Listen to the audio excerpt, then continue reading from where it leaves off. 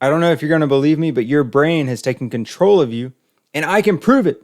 I can prove it. Watch. You remember these guys? These guys, right?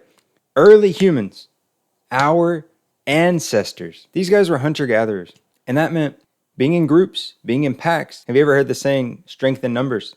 So hunting and gathering is much easier when you have a team to do it with.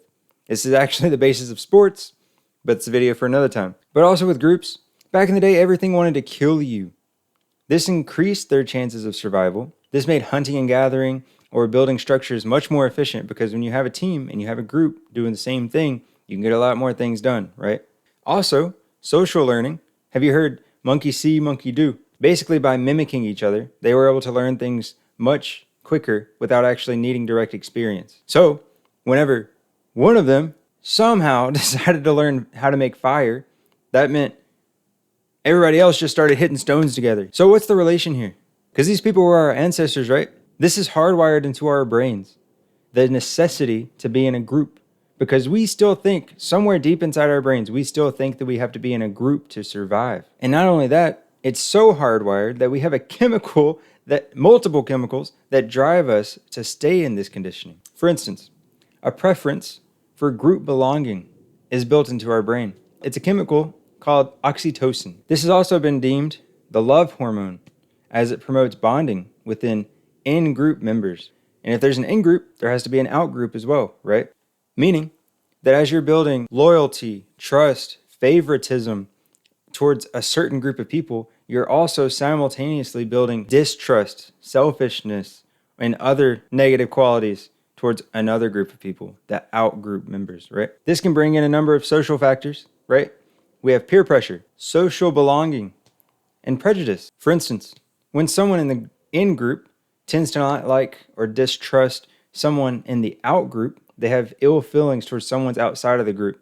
These other members that are inside the group are also going to have ill feelings toward this person without knowing anything about them just because the loyalty to the in-group, the oxytocin in the brain. And to make this in-group even stronger, individual thinking weakens. People become the group instead of just being people in the group, right? Because any outside thoughts could appear as a threat to the image, the beliefs, the principles of the inside group, of the group that they're in. And nobody wants to feel like an outsider. So, of course, when there's 5 people in the group, 4 people don't like to put ketchup on their eggs, but one person does. This person's going to seem weird or different or like an outsider. So then they're going to start talking to that person less only because they like to put ketchup on their eggs. It's food, y'all. It doesn't matter. Maybe ketchup, but it's food, y'all. Maybe you can think back to your days in school, right? Back to when you had to go to lunch at the lunch table and you had to sit with the group at the lunch table. Maybe, if you can remember, there were times whenever you saw the certain groups would start to eat together at the lunch table. Whether it was the people that like sports, the people that like to play video games, or the preps, the plastics, the band kids, academic team. All these people had their own group, and that's usually who they sat together with at the lunch table. And check it out. Maybe a little science behind this bonding, right? You first get the group, and then you get the oxytocin in your brain that's telling you that you like to be in this group because you love bonding with the people that are also in this group. This will then lead to socially accepted ideas. As originally you were 5 individual people, now you become the group. And all of your ideas, all of your principles, everything that you share becomes a piece of this group's image. And the more that you bounce ideas off of each other and the more that you tend to like all of these ideas that you're sharing, your dopamine's spiking as well. You're enjoying this. You're getting pleasure out of this because the bonds. It's only natural that humans love to bonds because these guys, remember, it's hardwired into our brains. And by doing this, we're reinforcing that hardwire that's in our brain to constantly be in a group. This conditioning, it's not entirely your fault, you know? Some of this conditioning, if not all of this conditioning, came from where you grew up. It came from your parents. Because with our parents, it's kind of like a tribe, right? We're born into the tribe, so we need to act like the tribe because if we do anything that's against the tribe, there's consequences that come afterwards, you know? For example, when you're a kid, right, and you do something good, you're rewarded for that action. When you do something bad, you get consequences. Your parents do something to try to force that habit out of you, even though that's your individual thinking. That's what you want to do. as a kid, you know? If you're in the store and you're just licking all the toys, okay, that's probably not a good idea, but that's your individual instinct until one day, either you're hit across the head enough times, or you're slapped on the wrist enough times, or something happens, right? You get sick. Something happens, and your parents are, I told you so. This was going to happen.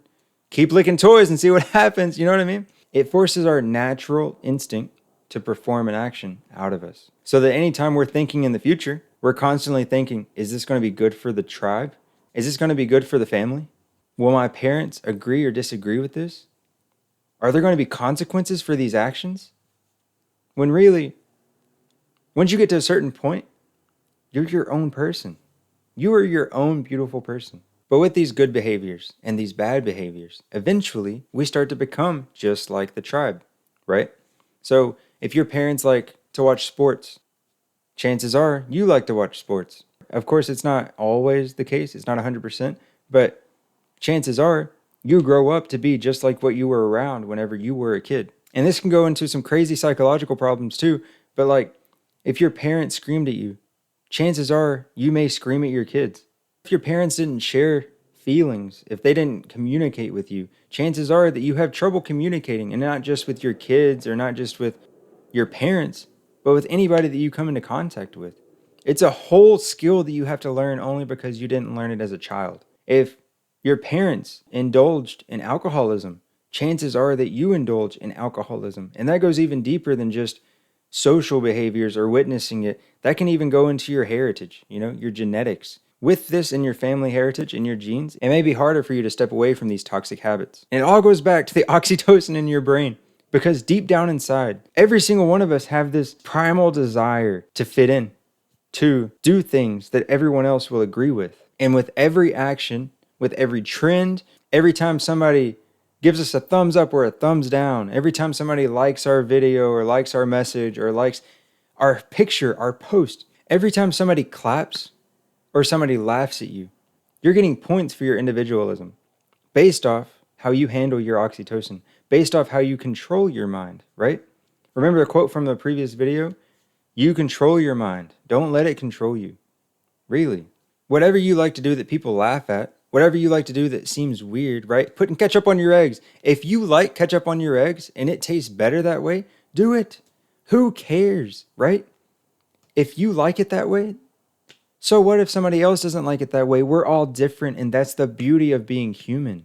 We have our own qualities, our own attributes, our own things that make us an individual, so why not be an individual? Why do you have to be just like everybody else whenever you were born different? Think about that.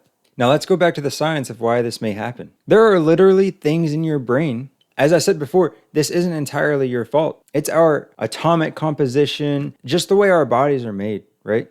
It's not just your fault. It's literally the way that your brain thinks, and you may not be able to control it, but you can learn how to. That's the magic in this. Remember when I said earlier about monkey see, monkey do? It's not just a saying, it's a fact. There's a certain neuron in our brain called a mirror neuron that literally will activate whenever we see someone perform an action and then we perform the same action. Or when someone performs an action and they see us perform the same action. These mirror neurons are literally the monkey see, monkey do neurons in our brain. It's a part of us. This can be a good thing and a bad thing because, as I said before, this made building shelters for primal humans more efficient. This promotes empathy from one human to another, or social cohesion, right? As I said before, the more that we see somebody do something and we like the way that they do it, we want to do it with them. We want to do it exactly like them, right? So these things are good. Of course, it has its benefits, but one of the main disadvantages of this is that it strongly strengthens herd behavior. Literally, it's not just a word. It's not just the way somebody else feels about something. It's a scientific fact that's going on in our brains, right?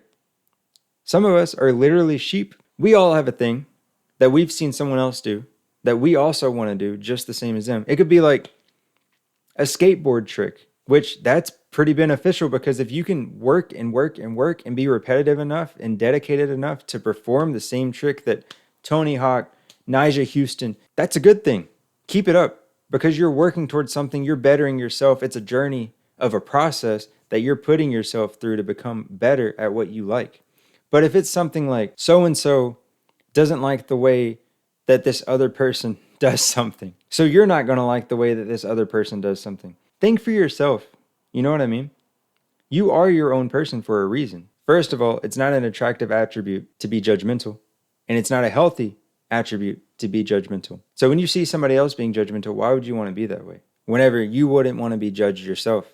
Does that make sense? Or maybe you don't want someone to think a judgmental thought about you, so it's easier to be judgmental towards them. Have you heard the saying that people that are having intrusive thoughts about people watching them, they may think this because they watch other people?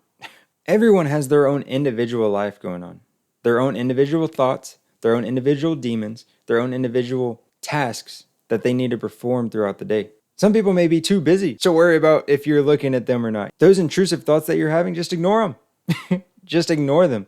The more that you focus on what you need to do, the more that you focus on your life, the more that you focus on goals that you have and how you're going to achieve them, the less that you're worrying about what somebody else is doing towards you. You know what I mean? Plus, if you're worrying about what someone else thinks of you, this is only a distraction for you. Think of it like that.